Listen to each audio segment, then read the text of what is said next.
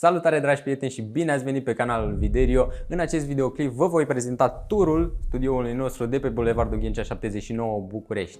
Hai să mergem înăuntru să vedeți cum arată.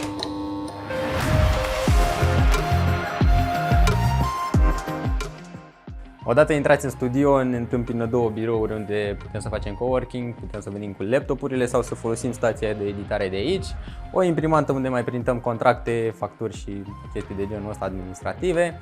În partea asta avem 3 tablouri cu rol strict de design, unde putem, de exemplu, să facem un mic filmuleț ca un cadru de fundal. De asemenea, aceste panouri fonoabsorbante din partea asta sunt menite tot să aibă rol de design, atât de design cât și de antifonare. Aici e zona de depozitare a lucrurilor pe care le mutăm temporar și a apei, de exemplu geanta de laptop și geanta pentru camere se mută aproape zilnic. În partea asta avem un mixer tăraș cu scule, aici avem un prompter pe care îl folosim de obicei la cursuri online și pe care poți să vezi foarte frumos bullet point-uri cu ce ți-ai notat tu și în spatele prompterului, chiar în spatele reflexiei, să se afle camera care te vede pe tine, iar tu vezi text.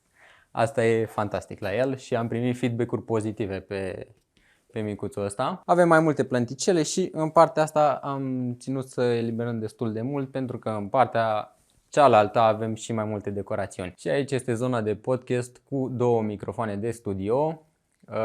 De asemenea, atunci când filmăm, tragem draperiile ca să nu mai avem deloc lumină naturală și punem această lumină mare de aici. Și de asemenea, pe fundal putem să punem culori personalizate pe brandul și ceea ce vă doriți voi.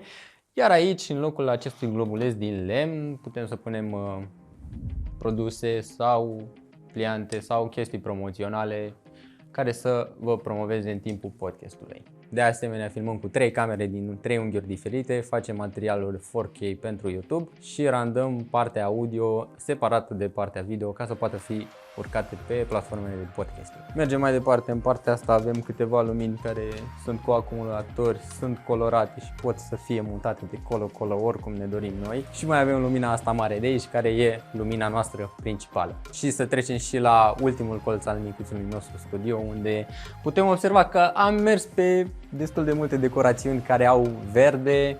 Avem câteva cărți pe care le-am citit și le pot împrumuta colegii de la studio. Mai avem un umidificator de aer și un purificator de aer de la Levoi pentru că punem mare preț pe confort atunci când înregistrăm în studio și pentru că putem să controlăm și umiditatea și purificarea și temperatura aerului cu ajutorul aerului condiționat.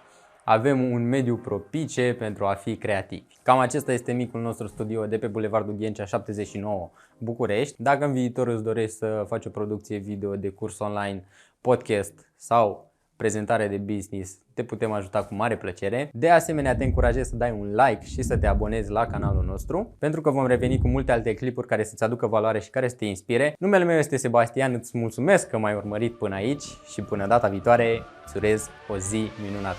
Ciao!